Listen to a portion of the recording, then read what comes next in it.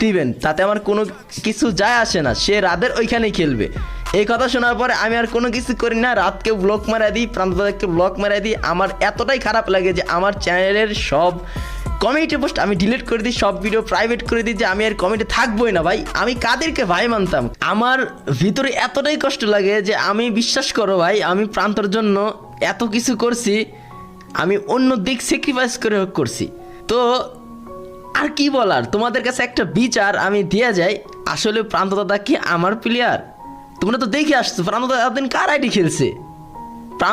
প্রান্ত দাদার প্রতি হক আমার নাকি রাতের ছিল? তোমরা কমেন্ট বক্স খোলা আছে, অবশ্যই কমেন্ট করে জানাবা আসলে প্রান্ত দাদার প্রতি হকটা কার ভাই। আমি এ পর্যন্ত যত সিনিয়র মানুষের কাছে এই হিস্ট্রিটা শেয়ার করছে, সবাই বলছে না ভাই এখানে আপনারই তো হক। আর আমি এই ছোট্ট ভিডিওতে প্রান্ত দাদার বিষয় বলে শেষ করতে